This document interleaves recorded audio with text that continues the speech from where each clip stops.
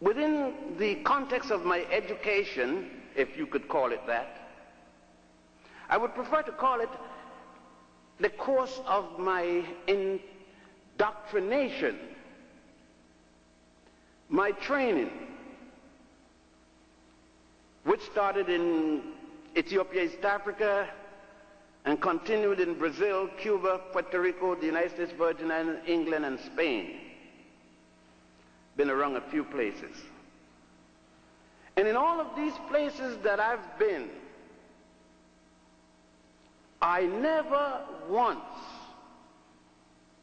received an education in the history of African people. Yet I thought that I've educated myself down through those period of time.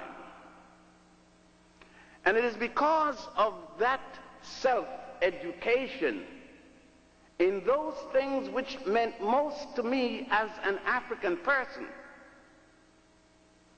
that I decided at no time would I stand still in these halls of indoctrination and not rebel with the necessary documentation of the lies that are being taught in these halls.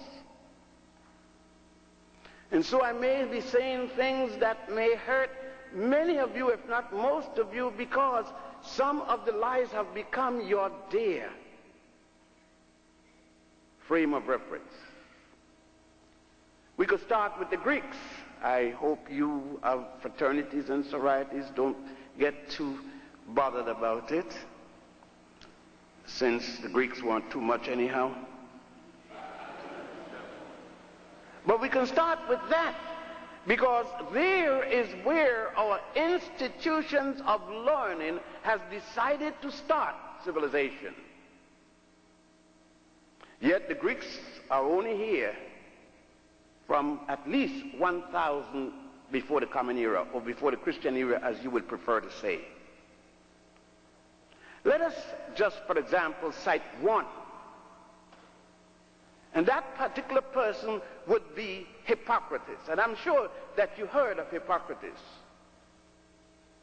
And when you consider that Hippocrates wasn't born until 333 BC, or before the Common Era, yet in your education you were told that Hippocrates is the father of medicine. That's a lie. Now, there is this quote that says that knowing your history can give you the tools to shape your future. Another quote also says that those who don't know history are doomed to repeat it. These quotes best describe today's video that I'm going to play for you. It is a clip of Dr. Yosef ben Jochannan, who was well known for his work on African studies and black history. And he has talked very well many times and given different lectures about the value of black people. And in many times, he always told black people to wake up, because according to history and according to his research, he found out that a lot of what we have been taught, a lot of what we have been fed by the system, educational systems that we have always been lies about blacks. The whole intention of this education that we continue having is to ensure that blacks are diminished and their superiority downplayed. This video is quite breathtaking and it is eye-opening in many fronts. I want you to take a listen to it, because it is a recording he did himself about his lectures that he was giving. Take a listen to this lecture, then let's come back and share our thoughts together. As I'm not going to be reading a speech, I am speaking extemporaneously. Nevertheless, I'm recording my own speech. Experience teach me to do that. I must start out from the beginning in saying, many people have asked me, is it possible for white people to teach black studies? And I have said, hell no.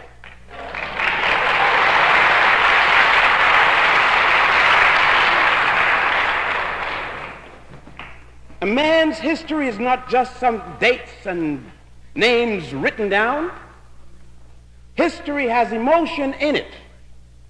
And history is interpretation of events passed by.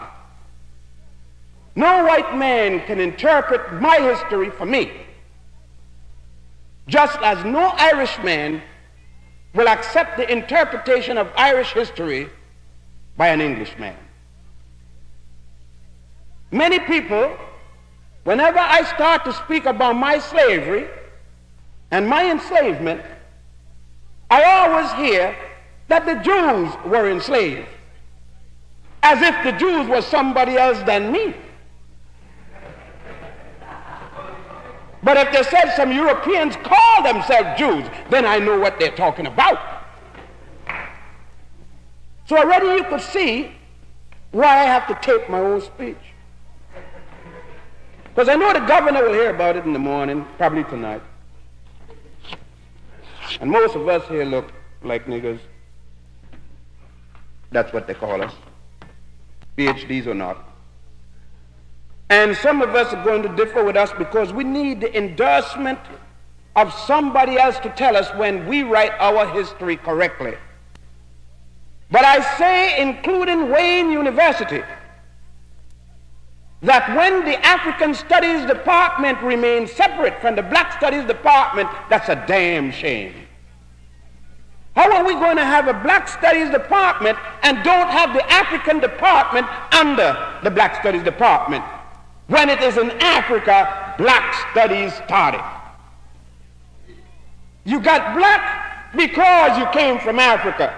And for those of you who are going to tell me about your Blackfoot Indian mama,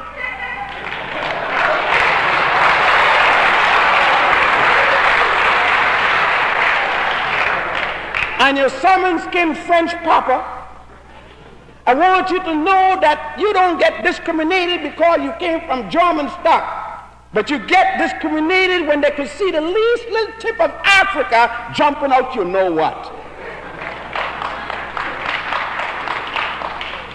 And it is that part that I'm going to deal with to show you that it is nothing to be ashamed of, and secondly, that there would be no European out of this cave if it wasn't for that same Africa. I start out by saying there is no such thing as Greek philosophy.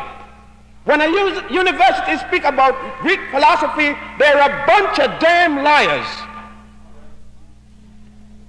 And it goes to anyone that would say, anyone, black or white, that would say there's such a thing as Greek philosophy, then I say that sucker didn't read. Who are the so-called Greek philosophers, and when did they start with Greek philosophy? The first of the Greeks that we're to hear of that's supposed to have had any kind of education is Homer. And we're to hear of African civilizations, and that's using that word with quotation marks, thousands of years before there was a Greece. Even before that land was called Pyrrhus, P-Y-R-R-H-S. We are told that there was some guy called Hippocrates, and he was the father of medicine. How the hell could Hippocrates be the father of medicine? And we find him taking an oath to Imhotep, the great African whom he called Escalipsus. Imhotep lived more than 2,000 years before the birth of Hippocrates. And yet, Hippocrates is the father of medicine. The same damn nonsense we heard again with Herodotus. Herodotus, they say, is the father of history. How could he be the father of history? And the first time we hear of Herodotus, he's on his way going to Egypt to get his education in history. And that's 457 before the boy named Jesus. We get to him in a minute.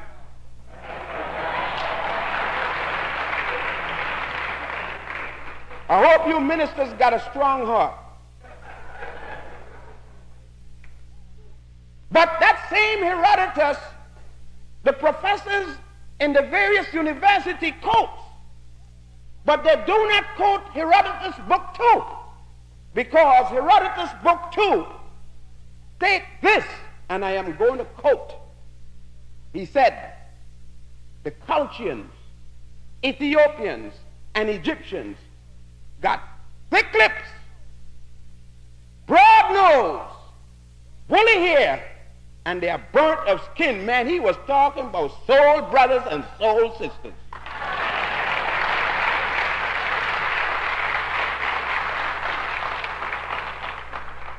He was talking about northern Africa, Egypt in particular, Ethiopia, and culture. And culture was what is today called the Middle East, where Israel and Syria is today. Socrates was tried, and he committed suicide. They didn't try him for teaching Greek philosophy. They tried him for teaching a foreign philosophy and corrupting the minds of the minor with the things that he had learned from the Africans. The Africans blew his mind.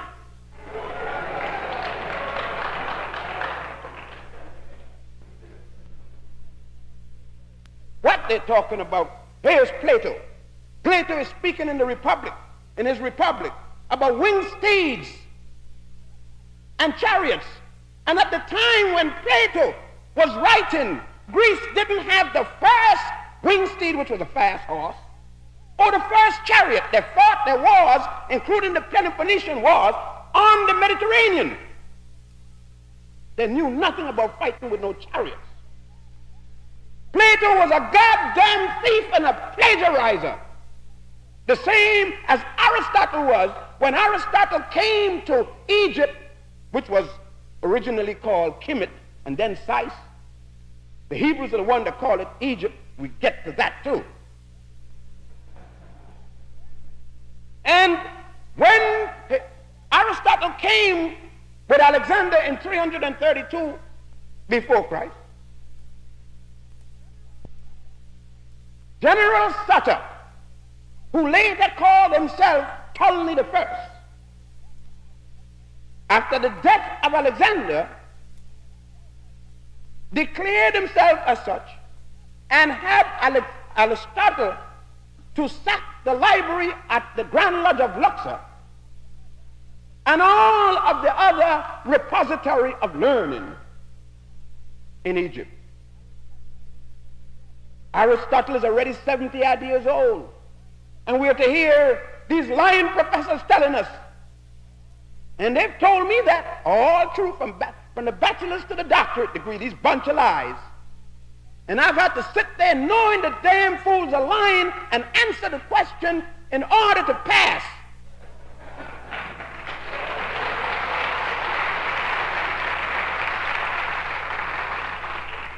Man, I'm not sorry young black people blowing up these damn buildings when they tell them that junk. I had to stand there knowing that they're lying, because people saw to it that I read other books, that I read the Book of the Dead.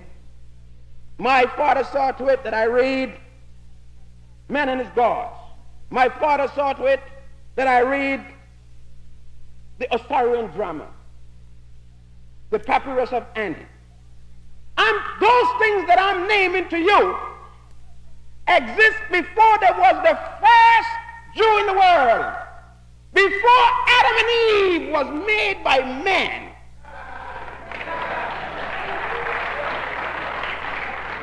Somebody come and tell me some damn nonsense about some Adam and Eve. Adam and Eve is the damnedest piece of fiction from mythology that ever existed to corrupt people.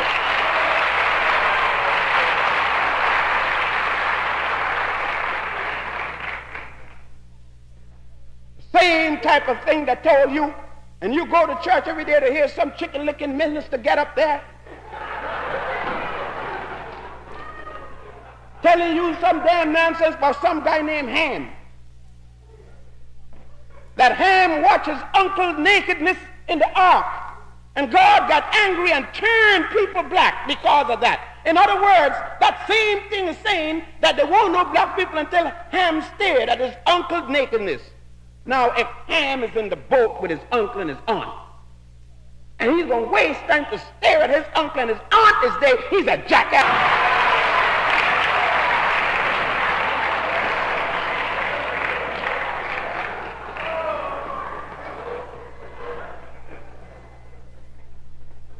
This piece of nonsense that have been perpetuated in black people for so long continue to be the basis upon which we rest our hopes.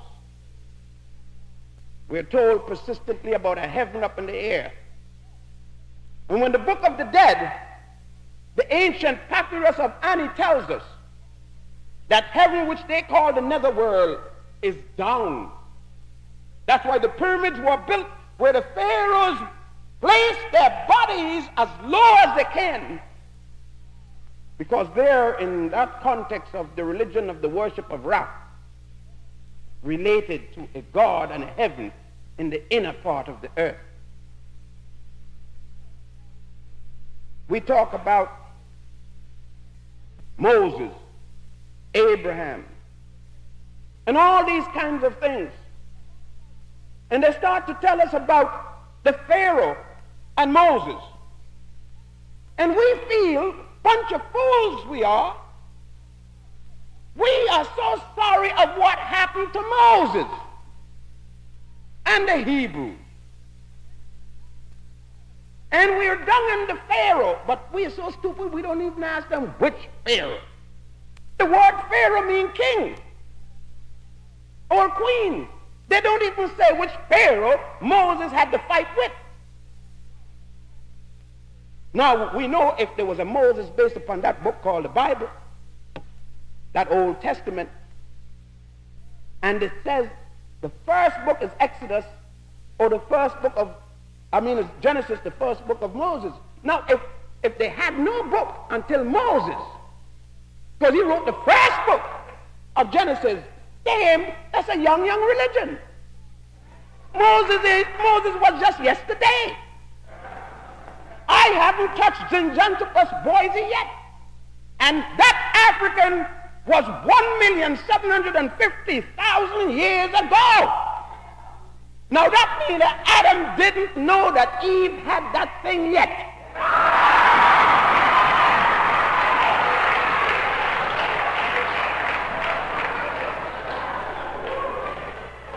Look at that stupid Adam. You know that Adam was no African. He couldn't be. He's standing there and Eve is stark-born naked. He is naked and he wait till a snake come down the tree to tell him that he got a snake.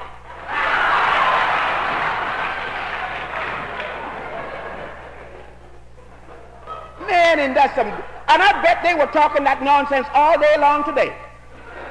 And you paid money to hear that minister talk that jive.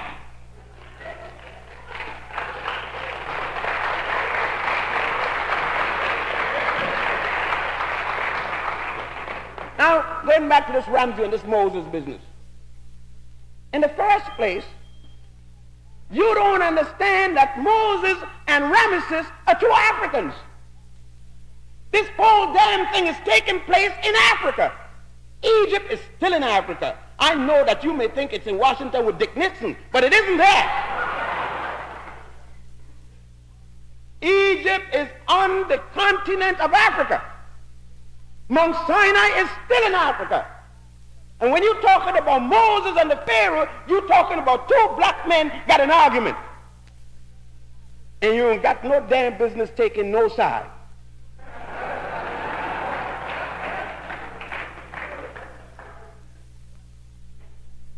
But if you got to take a side and you say you believe in the Bible, then you got to take the Pharaoh side.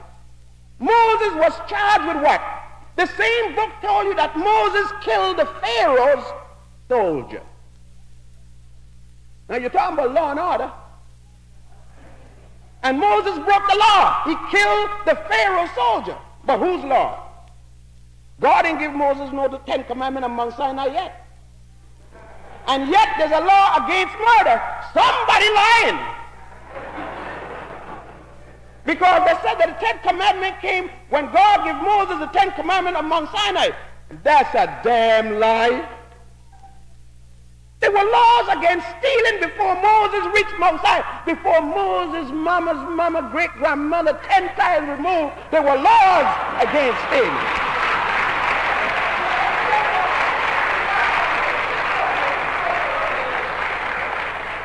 Man, the thing is there, if you read the Osirian drama in the Carson text, it is shown there 147 laws called the negative confession, which existed more than 7,000 years before the birth of Moses. And it is Moses that wrote that book called Genesis about some Adam and Eve.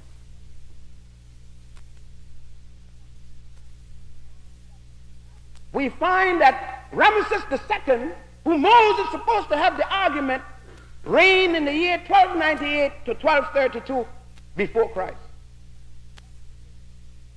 That would make them quite young people when you're talking about African history. And we continue to talk about African history, and we start with North Africa. African history didn't start in North Africa. It started around the Great Lakes of Africa. That's Central East Africa. The pyramids got larger and larger as you went north and when you went south. From Mwanza, Nyanza. This last name that I just called Mwanza, Nyanza. You know it. Named after a corrupted English reprobate called a queen, Victoria. Who the hell give Victoria a lake in Africa? To name a lake after that wench. Victoria was worse than Adolf Hitler. She had more Africans killed than Hitler dreamt of that they were Jews. But no, you get white professors who tell you in the school, you got to answer it different. You got to answer that the British brought civilization to the Africans. That the Africans were waiting until the British come to bring. Oh, when the Romans captured the British, when Heraclius captured the British, he said them suckers were so stupid he couldn't even make slaves of them. No, I didn't write that. They wrote that themselves. So if you're going to blame anybody, blame them same white professor in their university. And talking about they bringing civilization to the Africans. Let's get the record straight. The Europeans did not come to West Africa until 1430 when the Portuguese arrived there. But we were in Europe as conquerors. See, my name isn't just what somebody just told you. My name is also Hannibal Barca. And I went in there in the Second Punic War. My father is Hamilcar Barca. And we took the whole of Sicily in the First Punic War. That's why Italians don't like me. Because I went in there and really darkened them up.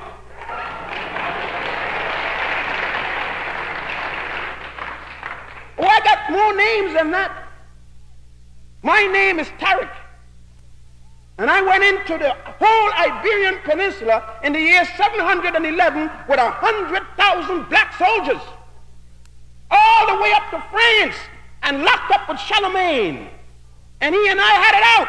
And I stood there until 1485. The last of my people been driven out of Granada, Spain.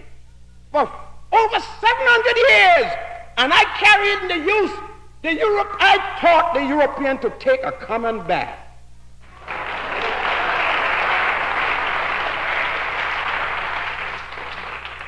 You don't need to let me tell you, go read some European books that is testifying to it. Stanley Lane Poole wrote the very best book called The Moors in Spain. Jane Soames wrote another book called The Coast of the Barbary.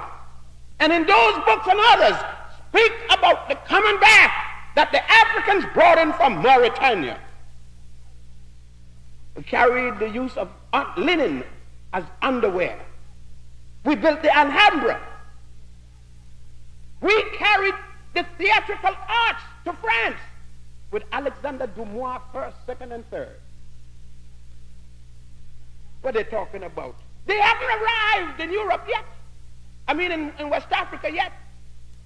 When they came to West Africa, we had the empire of Shanghai, or Shanghai as you call it. We had the Tricolor Empire already existing in Africa. Kanu states were already existing. The Manikongo and Bakongo Empire of the Congo states were already existing. Monomotapa was already existing. That's the whole empire that what is now called South Africa. Bunyoro states was existing. Kush, Ethiopia, was existing. The oldest nation on earth in historical records still was existing. Punt, which is today called Somaliland, was existing before they arrived. What civilization are they talking about? Talking about Christianity, how could the Europeans bring what they do not still have? And when they're talking about Christianity, it was Constantine the Great in the 4th century that made Europe a Christian nation. Ethiopia was already a Christian nation 124 years before, under the King Abraham. The church, the Christian church, started in Egypt with Pantheus and Origen, 2 Africans who became the 2 first bishops of the church. That time they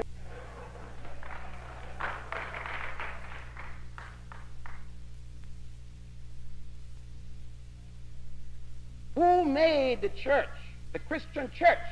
Black people running around have a Jesus Christ in a black church, a blonde Jesus Christ, a blonde Mary, a blonde Joseph, blonde disciples, a blonde dog underneath the table in a black church. That part of the world that Jesus came from don't produce no blonde.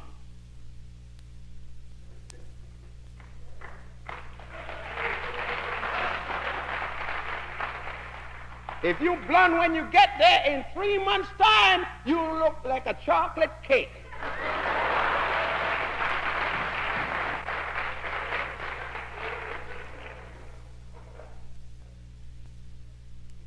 Let me tell you, it was Augustine, an African, called St. Augustine today. Cyprian, another African. Augustine was from Numidia, Cyprian was from Carthage, and Tertullian, another African. And only one of those 3 Africans ever left Africa, and that was Augustine, and he left to teach in Milan and Rome for 1 year. Augustine is the fellow that wrote the Holy City of God on Christian doctrines and the Confessions. He describes himself in the Confessions, who he is. Described himself as an African, his mother Monica and his father Petricus, who were Mantians, the religion of the Mantians. Augustine is the one that brought libations into the evil religion. Then these 3 black women that give Christianity their first martyrs. 3 black women, 3 African women, Felicita, Mimphano, and Perpetua. The North African church existed long before there was a church in Rome. This damn nonsense about Peter built a church in Rome. Man, these crackers can lie.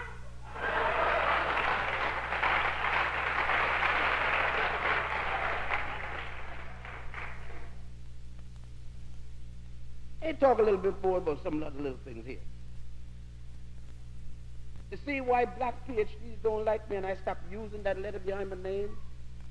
Because you see, they ain't not going to tell no truth like that, because they may not get their appointments next year. They may not renew their contract. I ain't worrying about no goddamn contract. If they worry, but let me tell you something, just like your mama went and scrubbed them floors to give you an education, then you're going to have to scrub floors if it means that you've got to deal with yourself. I got to live with me. And I'm a hell of a guy when I go to sleep. I want rest. I don't want to be dreaming like Martin Luther King. Because I'm not going over no mountain. If I'm going over the mountain, somebody going with me.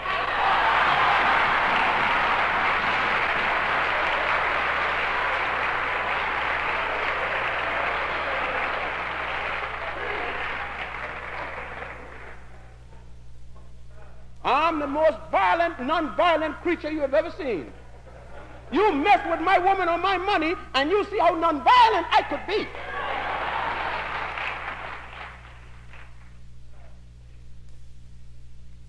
But getting back to where I was saying, we've got to understand, basically, that the Tarzan and Jane movies will still continue. We should be able to burn theaters down the public that still show that junk to our children. Because Monomatapa, the southernmost tip of Africa, when the Portuguese Bartolomeu Dias came there in 1486, he met the Africans there, and he wrote about them in the logs of his ship, and he described them as people wearing and bedecked with jewels, the eyes the European have never seen. As late as the 17th century, we find Leo Frobenius, the German historian, speaking in terms of the people of West Africa. And I quote him, "Now, for leagues and leagues, you can see men, women, and children sitting on hassocks made of silk and velvet, their horses with bridles of gold and sapphire, studded with emeralds, the likes you have never seen." Now, this is the European way back there describing the West Africa he met when he arrived there. And some damn stupid, ignorant missionary going to come there and tell me that when he came to Africa, he met Africans eating each other, and the African didn't eat him yet. What kind of a jive? If the Africans were eating each other, how he got so close and an African didn't eat him? Are you going to eat pork chop every day and a lamb comes up and you don't try him once?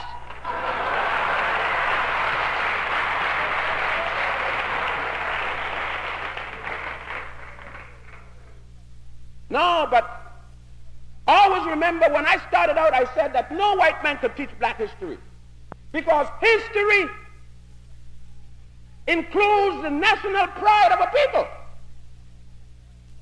The man who interprets your history and writes your history got you. If that's what you're going to accept, if you look at the geography maps, they got North Africa being Caucasian. They even got Ethiopia as Caucasian. I didn't even know I was a Caucasian. Thank you, Holy Father. The other night I saw a film put on by the National Geographic of Disgrace called, Association of something or the other. And they say Ethiopia was invaded by Negroes. You should see that thing if they play it again. The man that put that thing on must have diarrhea supreme.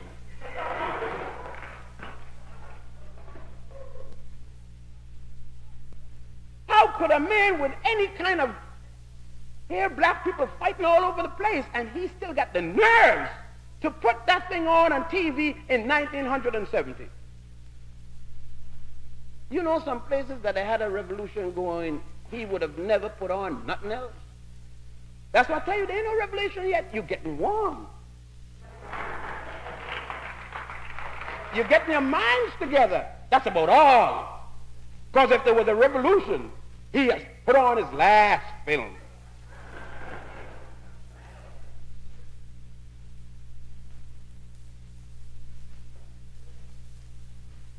Now, why is it that they have to make North Africa and East Africa Caucasian? Because Zinzanthropus boise, Boskop man, you get Zimbabwe man, which they call Rhodesia man. Something talk about that. Who the hell was Rhodes to name a country in Africa Rhodesia? Can you imagine the Jews naming a country, naming Israel out of Hitler land? Cecil Rhodes was worse than Adolf Hitler. Cecil Rhodes Winston Churchill, may God bless his damn soul in the grave, and may it never come up.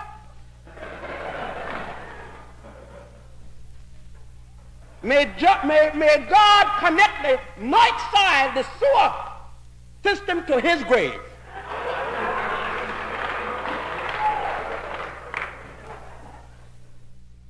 And the same for de Gaulle. And the same for Lincoln.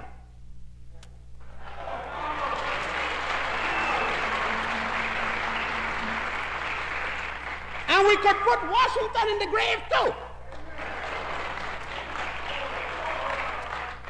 Because black people ain't got no right standing up to say nothing on February the 22nd. Washington, at the date of independence, was still selling black people to Barbados for molasses.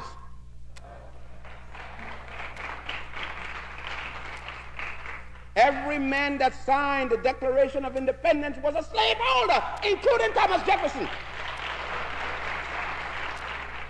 When the flag went up, it did not go up for black people. It went up for one Englishman fighting another Englishman. It went up for the English in America. By that time, they had all but exterminated the indigenous people they call Indians. Cecil Rhodes turned the African southern end of the continent into a sea of blood for the riches of himself and England. Cecil Rhodes was no different than Leopold, no different than any of the robber barons of the Americas who joined in with Stanley, Henry Morton Stanley, and Leopold II. Those men who brought about the Berlin Conference, which was held in November the 11th, 1884 to March the 15th, 1885, discussing how they're going to carve up Africa into the political geopolitics that Africa is now. A subsequent conference which was called by Leopold after they had given to Leopold the entire Congo as his personal estate. The United States government of America was a party to the Berlin Conference that helped to cut up Africa. And when we talk about the church, and when I talk, you may figure that why is he so angry? He is so emotional. Any black person that don't have no emotion, you're damn dead.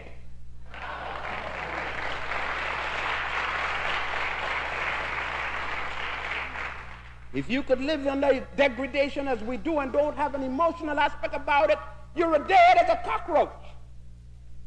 And cockroach aren't dead. You let one pass across your food and eat it and see if he's dead. You'll be dead. I don't have no use for European Christianity because it was a European bishop by the name of Bartholomew Las Casas in the year 1503 who joined in with Pope Martin V to bring Africans who were then in Spain after they had lost their power to the island of Haiti, which they call Hispaniola, and for the first time established chattel slavery. How can I have use when John Hawkins, the head of the British slave ship, the boat which he had as the flagship of his fleet was called the Jesus Christ? The Reverend John Hawkins. The bishop stood at the pier collecting 25 cents a head for each African that went on the slave ship to cross the Middle Passage. The church made its fortune on the backs of black slaves. I say if a black man wants to be a Christian, he has a right to be, but be a black Christian.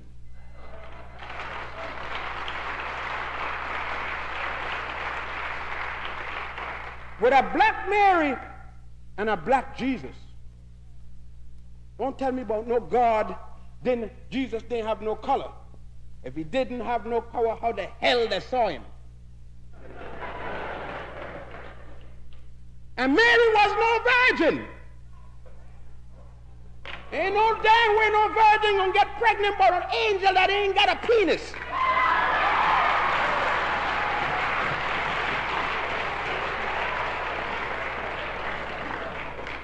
And there's a damn joke that tell you that angels don't have no sexual organ, and one got Mary pregnant.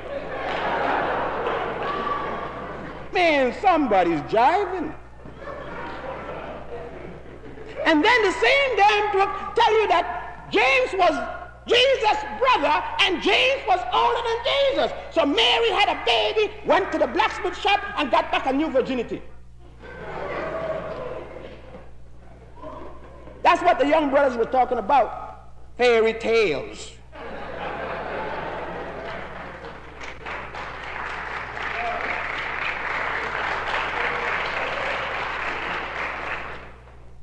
And brothers, don't worry about it.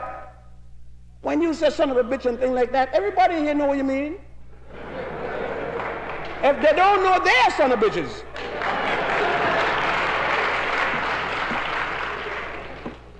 I told you, people with PhD, when they drink too much whiskey, get inebriated. And those of us who don't have PhD just get plain old drunk. Had a friend of mine up at Cambridge, and the sucker was so glad he could speak the King English to the extent to which he did. Came and told me one morning, Joe, decipher this. Extricate the quadruple out the vehicle, come unto me in the morning, I shall compensate thee. I say, oh, you said, you sucker, you. Is that I must take out a goddamn horse out the carriage and come in the morning, you're going to pay me for it. I says, if I take the car out the horse, tonight you're going to pay or you're going to die. See, now all that nonsense about extricate the quadruple out the vehicle. Huh? Now that's a brother that's trying to show off his training. There's a difference between being trained and being educated.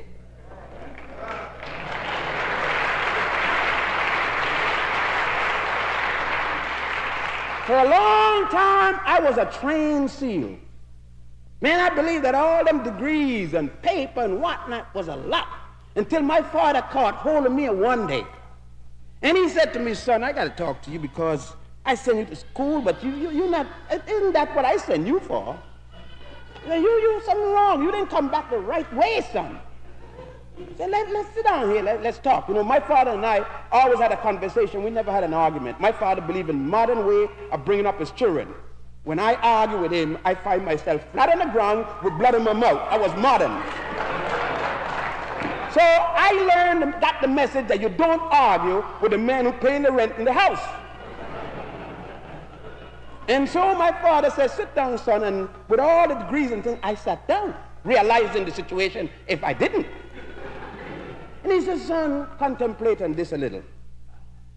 He says, son, the man that gave out the first degree, what did he have? Man, Dad walked out the room, he didn't wait no more. And he says, don't give me the answer now. Wait till you're about 100. And then tell me. Because I know the answer. That's why I asked you a question. And you know that when I found that thing out, it took days. I've been bothering with that thing. And I found out that the man that set up the rules for the degree had none.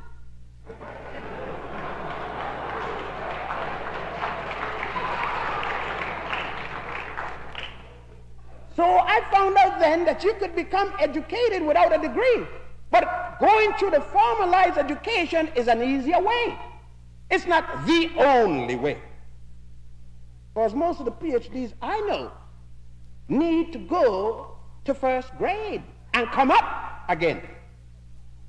Because they look no different to me than trained SEALs. What good if you get all that training and you cannot apply it to your individual situation? What good is it if you go to an institution where you're one of 3 black students out of 40,000 and you come trying to implement a white society value into a black one? What good? I see a bunch of black ministers talking some damn nonsense about illegitimate children. That sucker should be shot with doo-doo.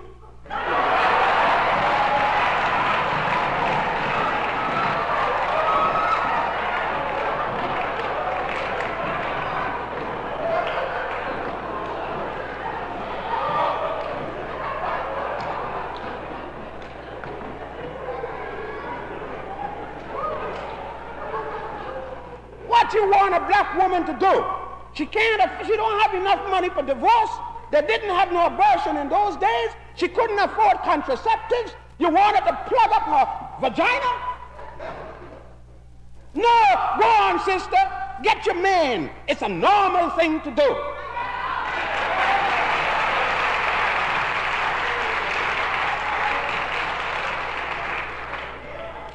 You're going to be some Puritan. The Puritans came here and all mess up the Indians with that jive. Ain't nothing wrong with sex. That guy Paul, some woman got hold of Paul and blew his mind.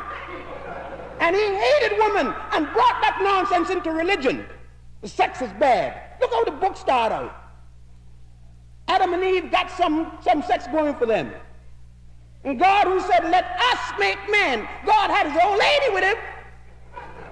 And God is going to get mad because Adam and Eve suck it to each other.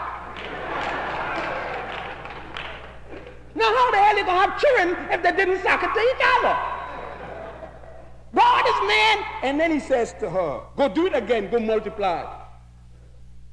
And then you can tell some woman, some young 22-year-old woman, husband in Vietnam for the army, she must stop having sex because her husband in Vietnam fighting for somebody else. Now, if he's stupid enough to leave that young, strong, healthy, vibrant woman to go fight for somebody else, she got a right to give it a run all.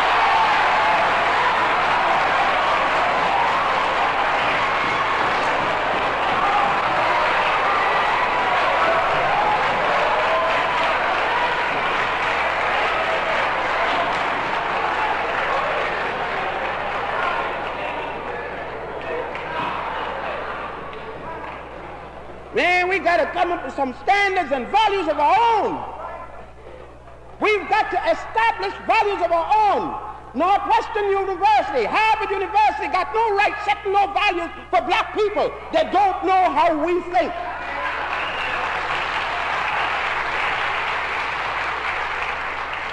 We are going to set our own morality, our own standards, because we have our own particular problems and situation, and it isn't the same as the whites in America. We've got to revise ourselves from top to bottom. The revolution means cultural as well as physical, as well as mental, as well as spiritual, philosophically and otherwise. Let me tell you, it got to be that way. There is no other way. Black men have tried to integrate all the time. He's tried everything that he's been asked to do. And he didn't come here in slavery for the first time. That's another damn lie. Let's get that one straight in history. Because I'm not going to run down a heap of dates without giving a sociological, tying it up sociologically and politically. Columbus did not sail a ship to America. I read Spanish history and I read Spanish, and I spent 2 years in the University of Barcelona and read Spanish history. How the hell could Columbus discover America when the textbook tell you that he was locked up in the bridge? There was a mutiny. The same textbook tell you how the sucker's been locked up in the brigs, and he still discover America. How you gonna be? If you lock up in the brigs in the hole, you can't be sailing the ship at the same time. Pietro Alonso Nino, the captain of the Santa Maria, who was the admiral of the Moorish Navy when the Moors still ruled Spain, which was up to 7 years before Columbus was given the ship. He was in charge of it, with Pedro Alonso Nino in charge of the navigation. And Columbus, number one, could not discover America. Can you imagine the Indians sitting down, watching them coming in, discovering them?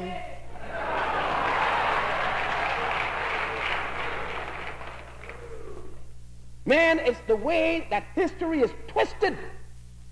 Cortez comes to the Aztec country, which is now called Mexico. He doesn't understand the high culture the people had developed with their own pyramids, and he destroyed it. Juan Pizarro comes to the Incas in Peru, meet a high culture, doesn't understand it, he destroyed it. And they talk about bringing civilization. How can you bring civilization and you exterminate nations of people? What kind of civilization are you referring to? We look and examine the Africans. They can't let us even read it. They can't even teach us European history correctly because we would find too many Africans in there.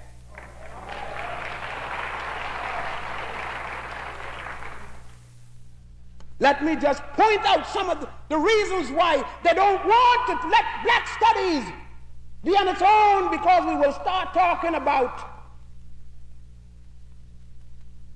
Emperor Septimus Severus, the African who became emperor of all Rome. That include Ireland, Scotland, Wales, England, Germany, France, Spain, Greece. Talk that talk, Joe.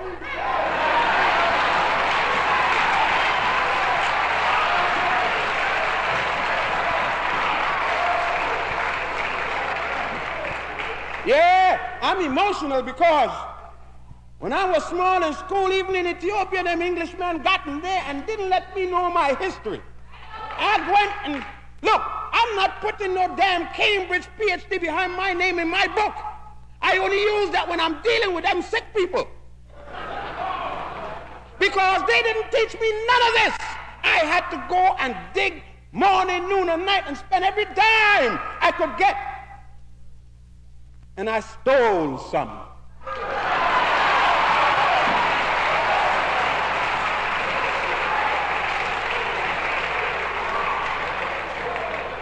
And if I get in the bank in Michigan, I will steal more. I have no scruples.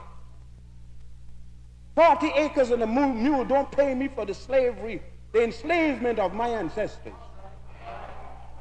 That's no promise for me. You can never pay. Folk not. It only got the beginning of what they owe me. I don't know what they owe you.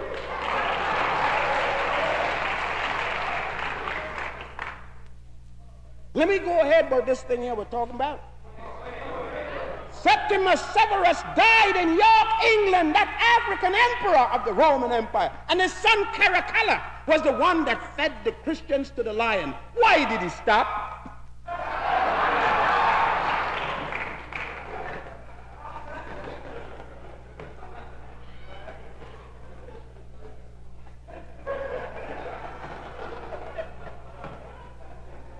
Man, look, I'm going to run you down something here.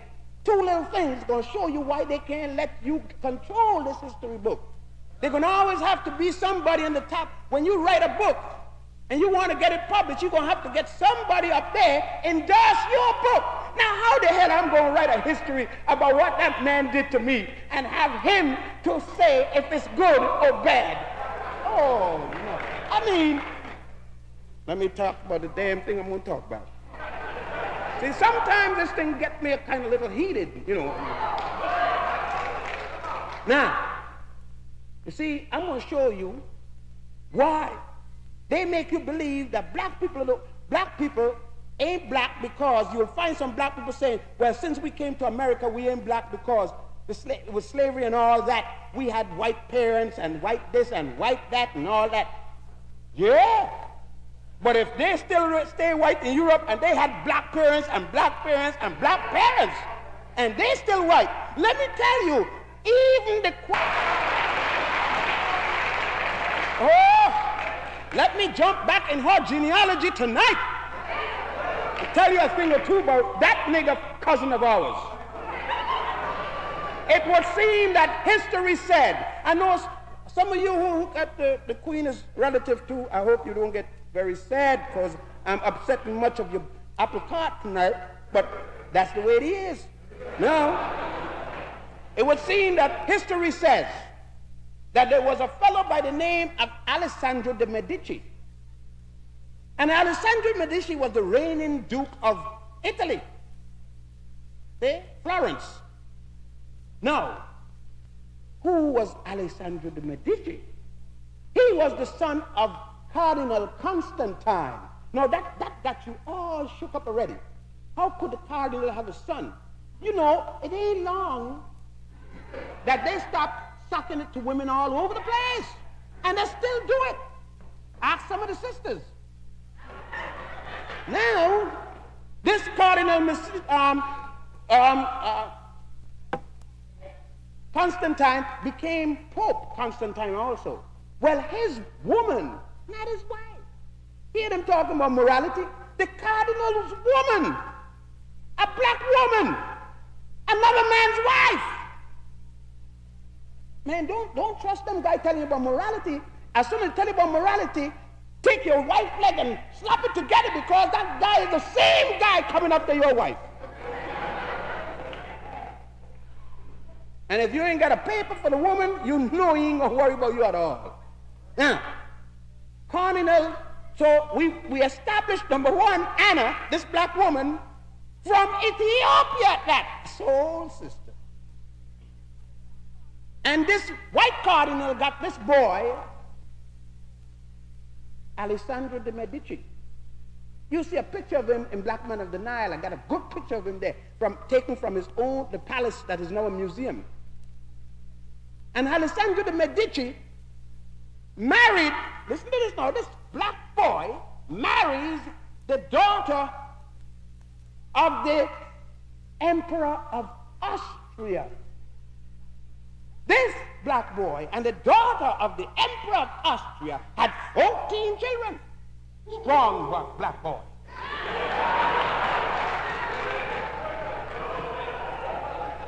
Since we're talking about that and you girls clap your hand when I said that, I got 9 and more to go. Now, one of those girls became the Queen of France. Now, you know, there wasn't only one black queen in France. You know, Josephine, also Napoleon's wife, came from Martinique. A black sister from Martinique in the Caribbean. Okay, we'll go on a little further. Now, one of those girls married the Grand Duke of the House of Hesse, Germany. That girl became the mother of George III.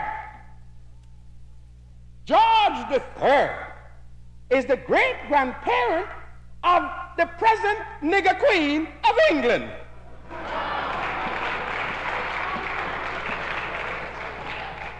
We got our family in the strangest places. I think Dick Nixon better check his record very close.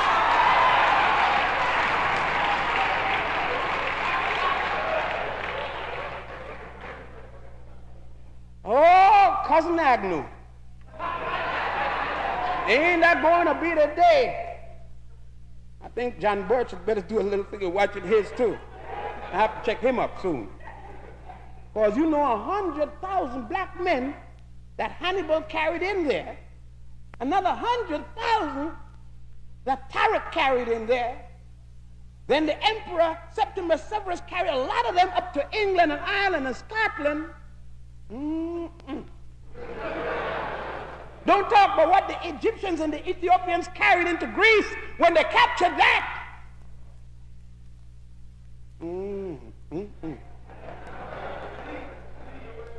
It's a strange history book. Well, now you may say that's England, but they ain't white. Well, let's go a little higher up to Sweden.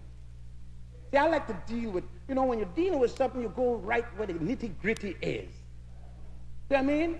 That's what the sister said. Don't play if you're going to do something. Do it. Playing around and playing around. Next thing you know, I'm going to have to go out in the street and get things straight. Well, before she got to get things straight, let's play a little more. It would seem again that Napoleon Bonaparte had two black generals, Alexander Dumois and Count Bernadotte. He got in an argument, it seems, with Bernadotte and sent him to be ambassador to Sweden. The Swedes were afraid of Napoleon, and they beseeched Bernadotte to remain there, become a Swede, help them against Napoleon, and if the king, when the king died, they'll make him their king. The king died.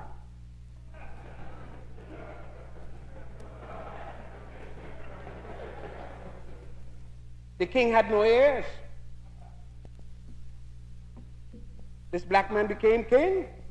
He was still strong. Took on one the princess. Slapped 15 babies to that princess. And them children are still on that throne. Man, Lord, we even got blonde niggas. Well. It would seem, you know, that history had played some very serious tricks. And those of us, yet the Europeans maintain that they are Caucasians. Now, if the Europeans did the same to us in America, why we still Africans? You know what I mean? When a conquering people comes into another man's land or enslave them, they don't take the blame for their mistreatment. I am not ashamed of slavery. All of mankind have suffered it. And I have had Europeans as my slaves, too. They seem to forget when I went in there for 700 years. Hannibal stood at the gates of Rome for 30. They seem to forget that. And that it was another African that caused Hannibal to remove from the gate. You see, some people say it was Scipio Africanus. But that wasn't Scipio's name. Scipio was Scipio Nasisca. Before he went to Rome, Africanus is the name the Romans gave him. Because the Romans named that continent Africa. Not the indigenous people, they call it Al-Kebulan. That country was called Ethiopia by the Greeks. Ortegia, Oceania, Hesperia. Those are all the different names the Greeks called it. You see, I haven't spoken about Ghana and Mali and all those things because that's what everybody who's talking about African history comes up and tell you. It's the usual thing. It sounds like a broken record. Because they want you to believe that only in West Africa you were. Another thing they tell you that you only came from West Africa. That's a damn lie. You came from all over Africa.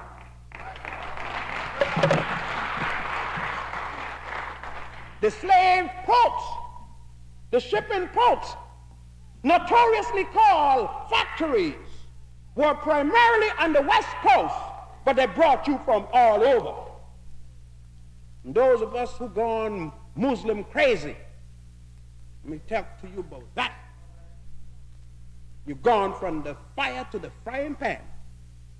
And you mean you're going to still get your behind burnt, maybe a little slower. The Arabs enslaved the Africans before the Europeans did. In 640, the year 18 of the Hegira. And the Hegira means nothing more than the year Muhammad fled Mecca to the oasis of Yathrib and had to call upon the emperor of Ethiopia to save him and send and tell the emperor, don't forget that my grandfather is an Ethiopian. And it was another Ethiopian that made Islam what it is, not Muhammad. Muhammad couldn't read and write. From the day he was born until the day he died. It was the man called Hatsad Bilal ibn Rabad who wrote the heavenly scene in the book called the Quran. Al-Hadith wrote most of its poems, another black man. It was that same Bilal became the first Muezzin, head of the embassies, treasurer of Islam, who served not only Muhammad, but Abu Bakr and Omar the Great, who died at 112 years old. Yeah. You join in religion again without knowing the history of the religion. What good is the Bible without the history behind it? That goes for the Quran and the Torah or any religion. If you don't know the history of your religion, you're nothing but a damn fool in the religion.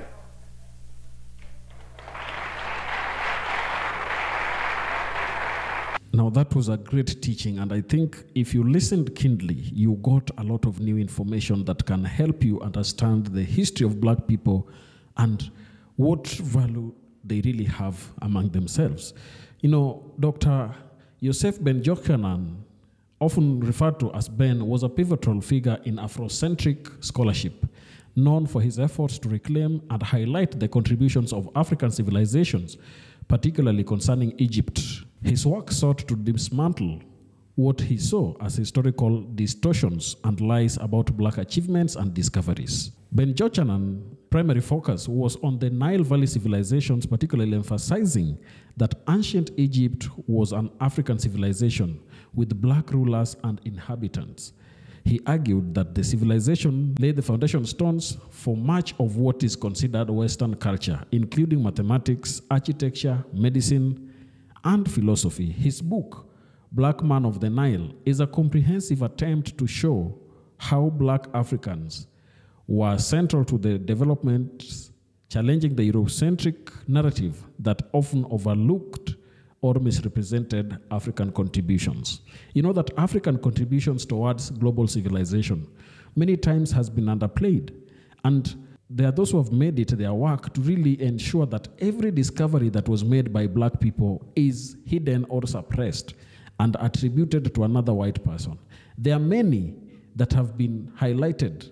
In fact, even in that clip, he has highlighted how there are a lot of hypocrisies and lies about everything that we have been told about black history and white man's history. For him, he knows that whites were inferior and there was no civilization that came from them. Every civilization that they were taught or they were told came from Africa. One of his significant contributions was the critique of the racial identity of historical figures like Cleopatra, asserting that she was of black African descent, which directly contradicts the more common portrayal of her as a Mediterranean or Greek figure. This was part of a broader effort to illustrate that significant figures in history were not always in the white Europeans, what Western education often depicts.